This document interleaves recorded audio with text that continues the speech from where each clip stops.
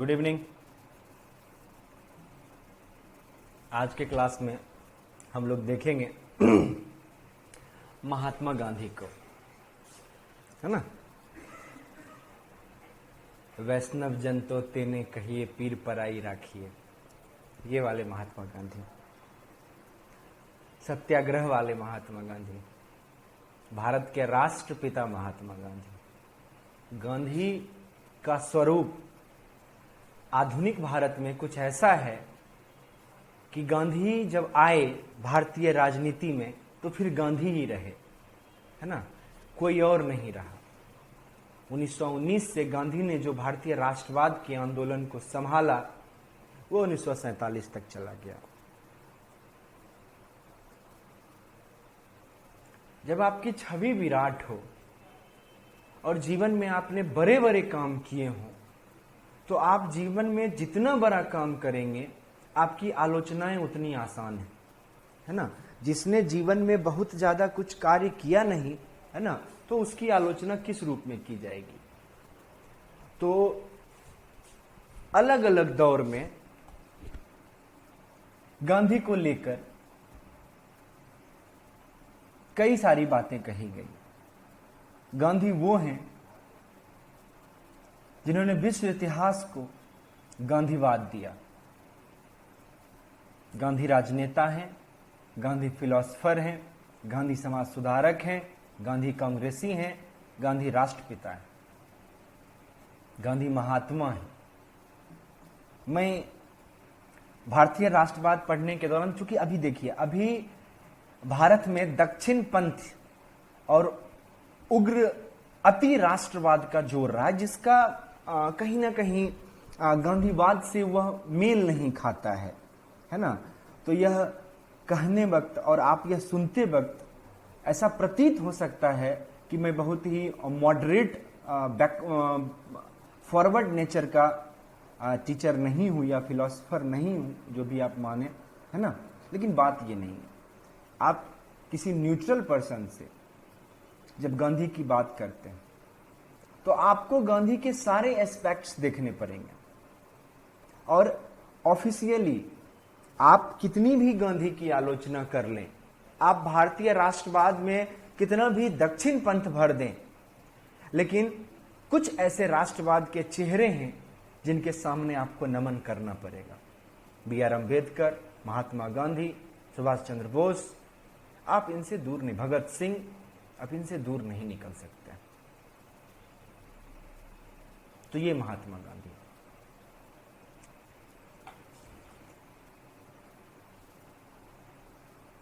बहुत लोकप्रिय वक्ता नहीं थे।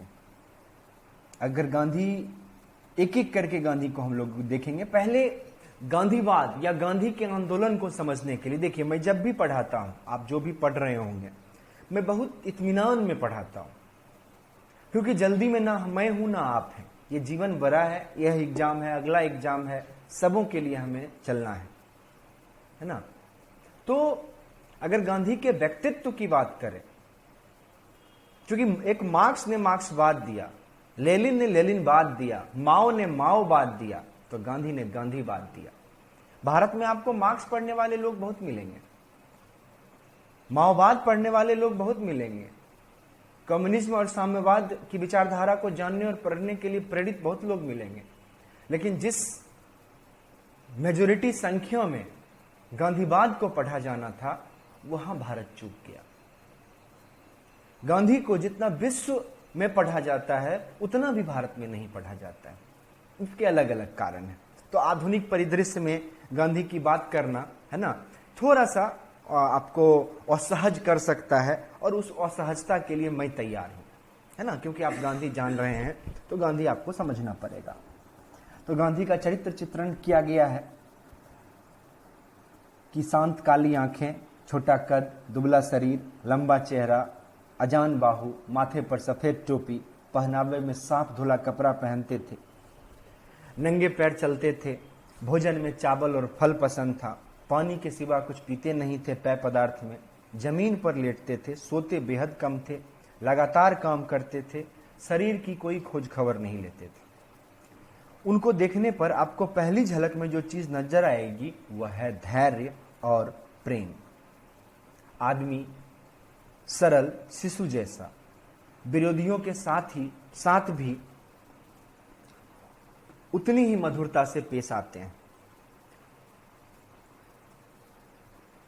विचार और विवेचना में पूरी तौर पर विनम्र, सावधान इतने कि जल्दी नहीं कहते हैं कि मुझसे भूल हुई है, लेकिन यदि भूल हो गई हो तो स्वीकारने में भी उन्हें कोई हिचक नहीं होती है। जैसे तैसे कोई समझौता नहीं करते हैं, कूटनीति की भद्रता उनमें नहीं है, लंबे चौड़े भाषणों से दूर रहते हैं, भीड़ में शायद ही प्रसन्न रहते हों, है ना। मेंस के राइटिंग में आप इन तमाम चीजों का इस्तेमाल कर सकते हैं कि यही वह शख्स है जिन्होंने 30 करोड़ जनों को जगा दिया और कपा दिया ब्रिटिश साम्राज्य को, और आरंभ कर दिया एक ऐसा मानव आंदोलन जिसकी तुलना 2000 वर्ष के भारतीय इतिहास के किसी घटना से नहीं की जा सकती है। रोमा रोला ने, है ना, जो गांधी की जीवनी लिखे हैं, उन्होंने डायरी में लिखा है, उन्होंने अराजकता पाई विरासत में, उसे व्यवस्था में बदल दिया। कायरता पाई विरासत में, उसे साहस में बदल दिया। अनेक वर्गों में विभाजित जनसमूह पाया, उसे राष्ट्र में बदल दिया। बिना संगठन और बिना योजना के लगातार विद्रोह को पाया विरासत में, उसे सशक्त सांगठनिक आंदोलन में बदल दिया। उन्होंने निराशा पाई विरासत में, उसे सौभाग्य में बदल दिया। सब कुछ उस व्यक्ति ने किया बिना किसी प्रकार की हिंसा के, बिना किसी प्रकार के सैन्य शक्ति के। एक अनूठा प्रयोग भारत के लिए ही नहीं, यह विश्व के लिए भी था। इसलिए उस व्यक्ति के पहले न कोई इतिहास में ऐसा कर सका और शायद ही आगे कोई कर पाएगा, है ना। के.एम. मुंशी ने यह लाइन लिखी है गांधी पर। तो ये है महात्मा गांधी। अब आते हैं, इनका तो चरित्र चित्रण हो गया, व्यक्तित्व का निर्माण हम लोगों ने कर दिया कि ये कौन थे। हम लोग को सिर्फ डाटा पढ़ना है ना। अगर सस्ता हुआ टीचर अगर हम लोग हैं, है ना, तो सिर्फ डाटा पढ़ के हम लोग चल देंगे। बहुत सारे यूट्यूब पे वीडियो और डाटा वाला जो है वो घूमते रहता है, तो उसके लिए पेमेंट करने की जरूरत नहीं पड़ती है ना। ऑफलाइन में और तबीयत से और काफी समय लेके पढ़ाता हूँ ऑफलाइन में। ऑनलाइन में चूंकि आपका रिएक्शन शून्य आता है, तो ये मेरे लिए मुश्किल होता है कि मैं आगे इसको कैसे कंटिन्यू करूं, है ना। अब है कि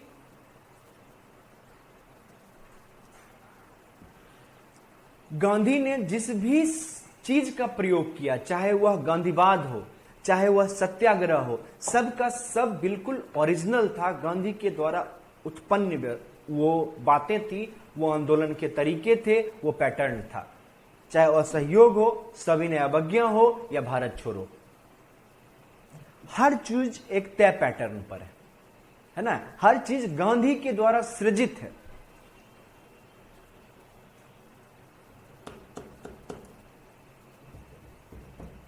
कहते हैं कि अगर भारत फ्रांस का उपनिवेश होता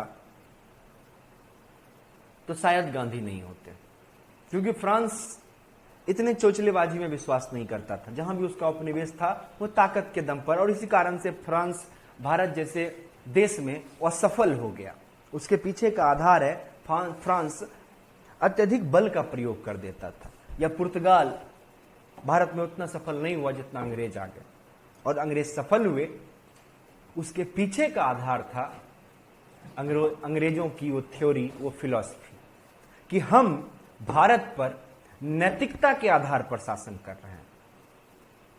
हम इन्हें सिविलाइज्ड करने आए हैं, इन्हें लोकतंत्र सिखाने आए हैं, नैतिकता। गांधी ने उस नैतिकता का प्रत्युत्तर उससे बड़ी नैतिकता की लाइन सृजित करके दी कि अगर जब बात नैतिकता की है तो इस इथिकल लाइन को क्रॉस करके दिखाइए क्या नैतिकता थी और क्या वो लाइन था।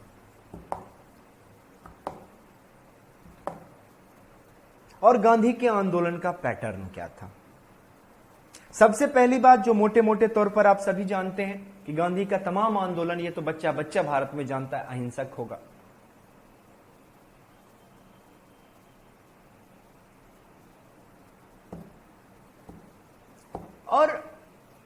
आप गांधी की जीवनी को देखें या गांधी को देखें तो आप देखेंगे कि ये बहुत वाचाल नहीं थे, है ना, बहुत बेहतर भाषण देने की कला नहीं थी इनके अंदर, लेकिन इनके अंदर क्या थी, इन्हें जनता का नब्ज पता था। 1920 का आंदोलन हो या 1930 का आंदोलन हो या 1942 का आंदोलन हो, गांधी को पता था आंदोलन किया कैसे जाता है। जैसे फॉर एग्जाम्पल कि आपको प्रधानमंत्री, भारत के तत्कालीन प्रधानमंत्री से कोई मांग रखनी है और आप ठीक ठाक बड़े नेता अरविंद केजरीवाल टाइप हो चुके हैं, आप क्या करेंगे? आप प्रधानमंत्री के पास जाइए कुछ ग्रुप के साथ और सामने की सरकार के साथ मांग रखिए। सरकार आपकी मांग मानेगी या सरकार आपकी मांग रिजेक्ट कर देगी।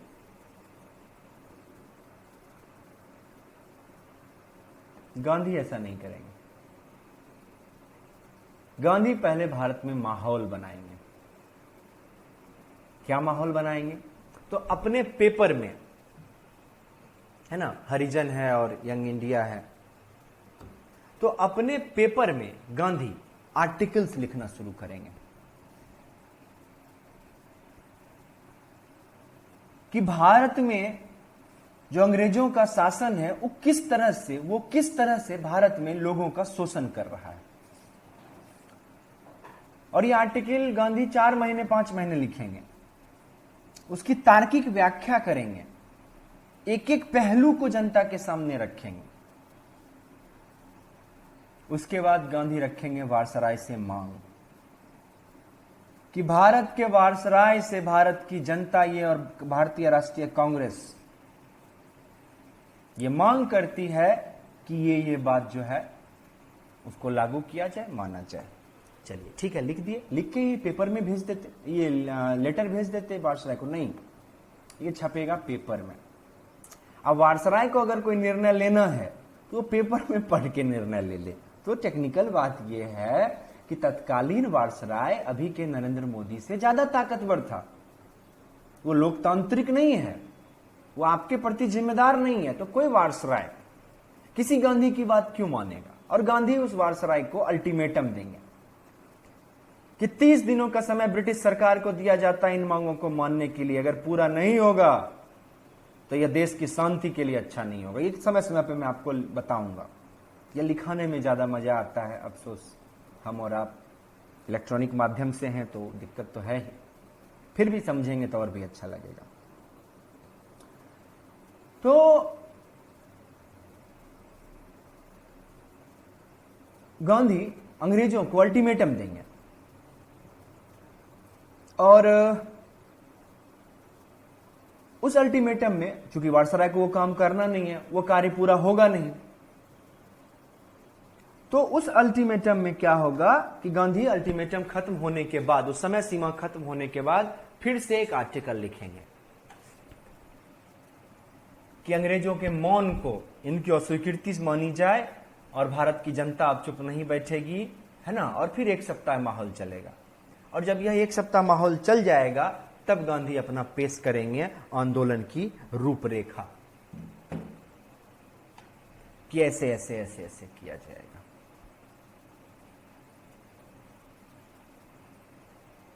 ठीक है। और वो आंदोलन, जैसे मैं आपको एग्जांपल देता हूं कि गांधी ने 1930 में किया सविनय अवज्ञा आंदोलन। गांधी ने तत्कालीन वायसराय से कुछ मांग रखी कि सेना के खर्च को 50% किया जाए, भारत के रक्षा मंत्री का पद समाप्त किया जाए, इंडिया काउंसिल जो है ब्रिटेन में उसको समाप्त किया जाए, सेना में 100% बहाली भारतीयों की हो, रेवेन्यू को 50% कर दीजिए। ये तमाम मांगे और वायसराय को ये मांग लेटर में लिख के दे दिया गया, मतलब पेपर में लिख दिया गया। वायसराय को कुछ करना था नहीं और गांधी ने अल्टीमेटम दिया। अल्टीमेटम का समय जब बीत गया तो गांधी ने कहा इस मौन को क्रांति का आगाज माना जाए और ये क्रांति के कार्य रहे। हम करेंगे सविनय अवज्ञा। क्या करेंगे सविनय अवज्ञा में भाई? तो हम साबरमती आश्रम से दांडी जाएंगे। साबरमती आश्रम से दांडी की यात्रा करेंगे अपने कुछ चुनिंदा साथियों के साथ, है ना, अपने कुछ चुनिंदा साथियों के साथ। 72 या 74 साथी थे, है ना। और दांडी में जाके हम नमक कानून तोड़ेंगे। गांधी ने मांग रखी थी कि नमक पर से टैक्स हटा लिया जाए, ठीक है। और गांधी ने 11 सूत्री मांग रखी थी। मालगुजारी टैक्स 50% करना है, नमक पर से टैक्स हटाइए, सैनिक खर्चा में कटौती कीजिए, शासनिक खर्च में कटौती कीजिए, रुपये का विनिमय दर कम कीजिए, खुफिया पुलिसिंग व्यवस्था समाप्त कीजिए, विदेश मंत्री पर विदेश वस्त्र पर इंपोर्ट लगाइए, हत्या और हत्या के आरोप को छोड़कर बाद बाकी जो भी लोग हैं जेल से बाहर कीजिए।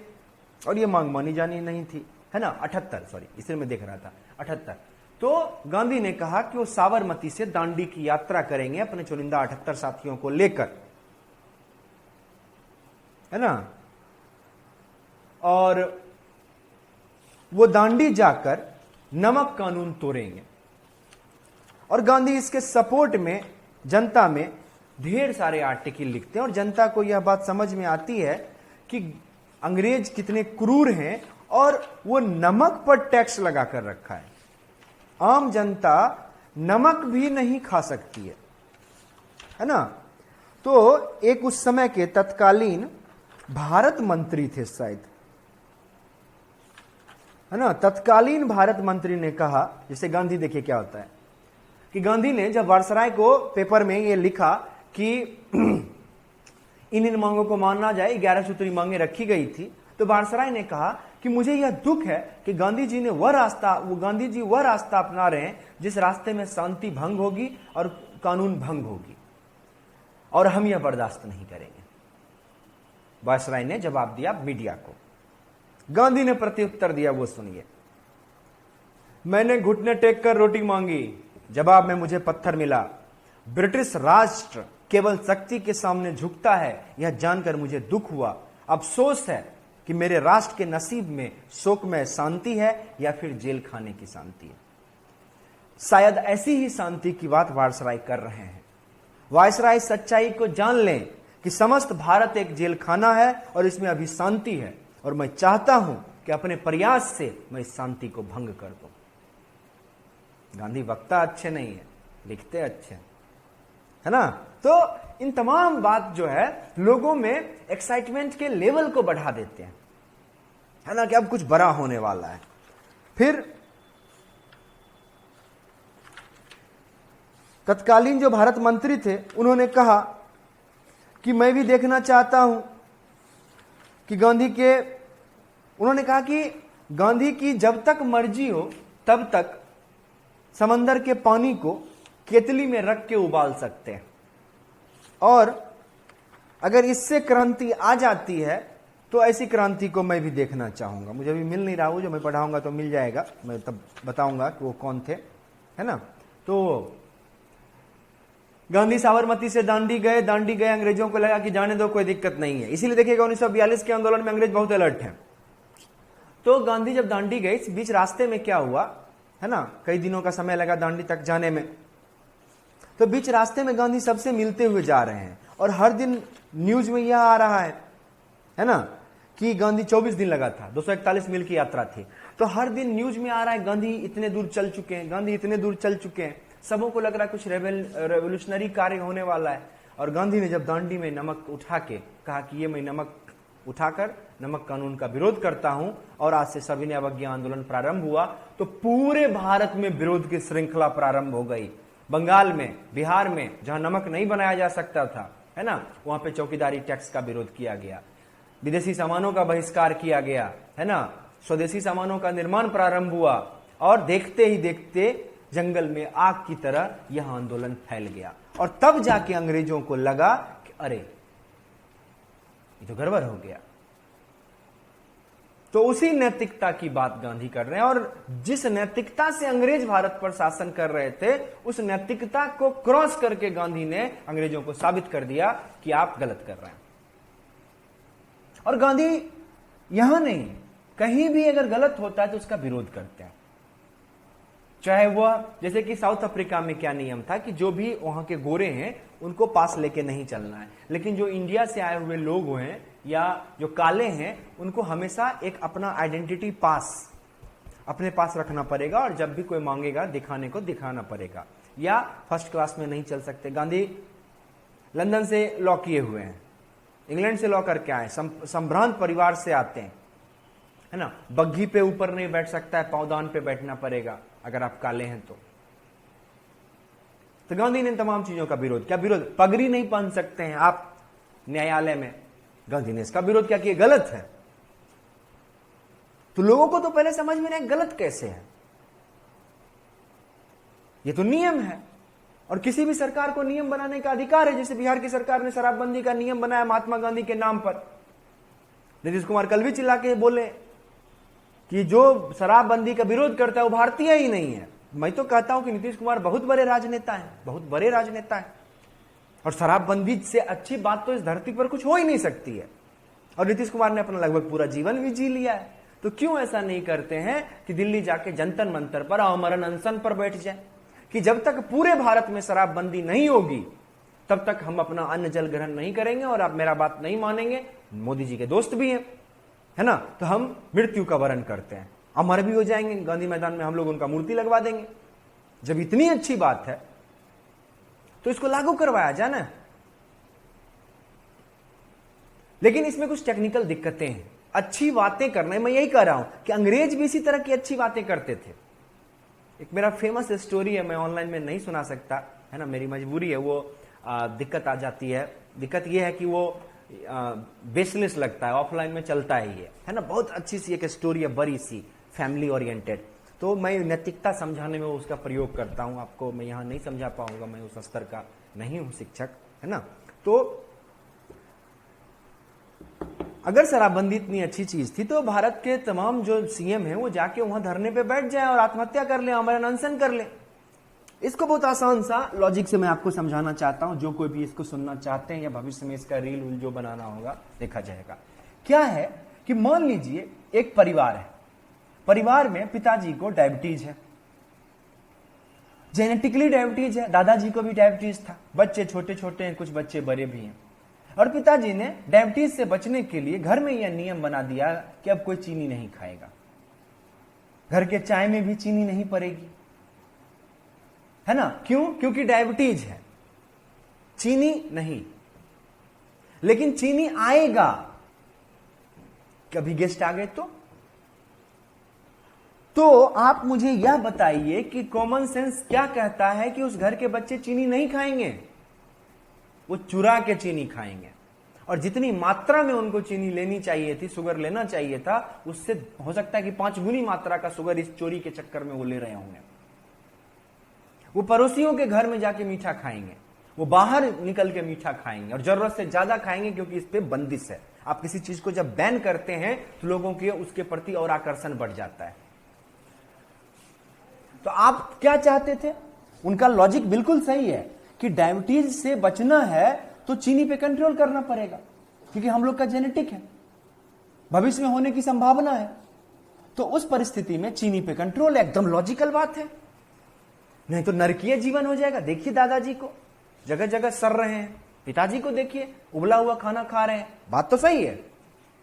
लेकिन क्या सिर्फ चीनी को बंद कर देने से लोग चीनी खाना छोड़ देंगे? उसके लिए चाहिए जागरूकता, उसके लिए चाहिए लोगों की समझ, लोगों को तैयार करना होगा और स्वेच्छा से वो करवाना होगा, ना कि जबरदस्ती कि चीनी लाएंगे ही नहीं तो खाएगा कैसे, तो बाहर खाएगा।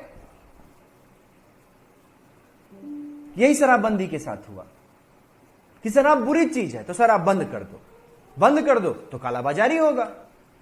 अरे आप तो कुछ नहीं है सर, ईरान में शराबबंदी है, नहीं जानते तो जीएस मजबूत कर लीजिए। ईरान, पूरे ईरान में शराबबंदी है और पूरे ईरान में शराब मिलता है। आप इस्लामिक स्टेट भी नहीं है, और फांसी की सजा नहीं दे दीजिएगा किसी को, है ना। सुप्रीम कोर्ट का सर दर्द हो रखा है, हाई कोर्ट का सर दर्द हो रखा है, लोअर कोर्ट का सर दर्द हो रखा है, पुलिस का सर दर्द हो रखा है, पता नहीं किसको अच्छा लग रहा है। सिर्फ ये एक नैतिकता का आडंबर रचा जा रहा है। बात शराबबंदी की नहीं है, देखिए बात समझिए, बात शराबबंदी की नहीं है, बात है कि शराबबंदी के बाद जो वह काला धन आया, ब्लैक में शराब, अवैध शराब के व्यापार से जो पैसा आया वो किसके पास आया? किसी अच्छे व्यक्ति के पास आया? बुरे व्यक्ति के पास आया। 200-400 रुपया आया, 4-5 हजार रुपया आया, लाखों करोड़ों में आया। उस पैसे का वो व्यक्ति क्या करेगा? उस पैसे से वो भविष्य में राजनीतिक दबदबा स्थापित करेगा, समाज का एक गलत आदर्श बनेगा वो। उसको आप कैसे रोकिएगा? और ये नियंत्रित होने वाली चीज ही नहीं है। अगर गुजरात ने भी शराबबंदी किया है तो जाके पढ़िए गुजरात ने कैसे शराबबंदी किया है। उसके लिए पैटर्न है, उसके लिए तरीका है, प्रोसीजर है, लाइसेंस लीजिए, पीना है तो पीजिए। आपके रातों रात एक आदेश जारी कर देने से ये सिर्फ नाटक है और कुछ नहीं है। नैतिकता की आड़ में बिहार की क्या सबसे बड़ी समस्या शराबबंदी है? बिहार की सबसे बड़ी समस्या है भूखमरी, अशिक्षा, रोजगार, है ना, सैनिटाइजेशन, चिकित्सा, हेल्थ केयर इंफ्रास्ट्रक्चर। आपके पास आपका बजट 2 लाख करोड़ का है हो। आप किस दुनिया में हैं? 12 लाख करोड़ का बजट है महाराष्ट्र का। 2 लाख करोड़ आपका बजट है, वो भी फर्जी। टेक्निकली खर्चा आप करते हैं 1,30,000, 1,40,000 करोड़, बस उतना ही रेवेन्यू आता है। 10,000 करोड़ रेवेन्यू आता था शराब से, और शराब से जुड़े तमाम तरह के व्यवसायों से अलग। तो पहले तो ये 15-20 हजार करोड़ माइनस कीजिए, जो आ रहा था वो रुका, लेकिन उतने ही अमाउंट का काला धन हुआ, ब्लैक मनी हुआ बाजार मार्केट में। लॉ एंड ऑर्डर की समस्या आई, पुलिस सब कुछ छोड़ के इसमें लगा हुआ है। भविष्य में शराब माफिया समाज का आदर्श बनेगा, जैसे 1990 के अपराधी का बाद में आपने राजनीतिकरण कर दिया, सब सांसद और विधायक हो गए, समाज के गलत आदर्श बन गए। ये भविष्य में 2030 में बनेंगे। आप उस पैसा का इस्तेमाल शिक्षा की बेहतरी में करते, आप जन जागरूकता में करते, उसी पैसा का इस्तेमाल चिकित्सा में करते। ये वही व्यक्ति हैं जिन्होंने 2010 से 15 वाले टर्म में जब हर पंचायत में शराब की दुकान खुली थी तो इन्होंने कहा था कि इस पैसे का इस्तेमाल पुल और पुलिया बनाने में करेंगे, सड़कों के निर्माण में करेंगे, इसीलिए इतना अधिक शराब का दुकान। आप समझिए कि एक ही फसल को बार बार काट रहे हैं। एक बार शराब घर घर पहुंचाए, उस पैसे से विकास हुआ तो उन्होंने कहा कि मैंने विकास किया, अगले राउंड में शराब बंदी कर दी। तो आपका उम्र हो गया चचा, अब आप संन्यास लीजिए, कहीं और रास्ता देखिए, है ना, ये वाला स्थिति है। तो ये नैतिकता का आडंबर है। और कहीं ऐसा तो नहीं कि शराब माफियाओं के द्वारा पैसा किसी उच्चस्थ लोगों को पहुंचाया जा रहा है। हो तो यह सकता है कि उच्च वर्गीय नेताओं को वो पैसा पहुंच रहा हो। वो जो 10,000 करोड़ है या 20,000 करोड़ है, उसमें से कुछ परसेंट 5,000 करोड़ भी मान लीजिए किसी को पहुंच रहा है,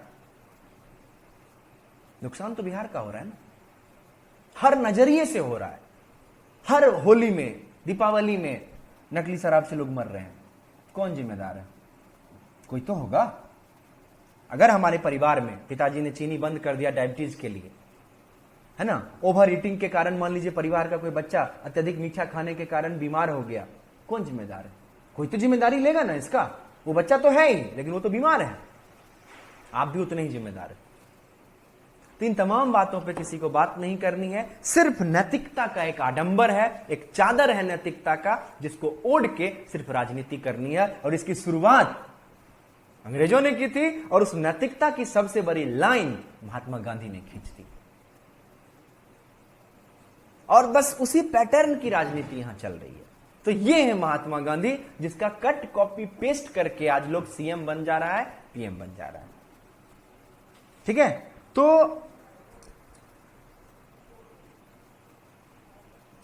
अब आते हैं वापस से महात्मा गांधी पे। तो मैंने उनके आंदोलन के पैटर्न को बताया, उनके नैतिकता के तरीके को बताया। महात्मा गांधी का हर शब्द, चाहे सत्याग्रह हो, महात्मा गांधी का चाहे आमरण अनशन का कॉन्सेप्ट हो, चाहे शराब के दुकानों की पिकेटिंग का कॉन्सेप्ट हो। महात्मा गांधी तार्किक आदमी थे। जब 1947 में देश आजाद हुआ, वो भारत में थे या कलकत्ता बांग्लादेश चले गए थे। उसी समय ये नियम जवाहरलाल नेहरू से बनवा देते कि भारत में शराबबंदी रहेगी ईरान की तरह। नहीं, व्यवहारिक होना चाहिए राजनेताओं को और तार्किक होना चाहिए। तो ये है महात्मा गांधी। चलिए वापस से आते हैं गांधी पे। 1869 में, है ना, इसको कहते हैं गांधी की संबद्धता। गांधी का संबंध, छोटा छोटा डाटा हम लोग देखने का प्रयास करेंगे, है ना। गांधी का संबंध, तो गांधी का संबंध रहा 1869 से। गांधी का संबंध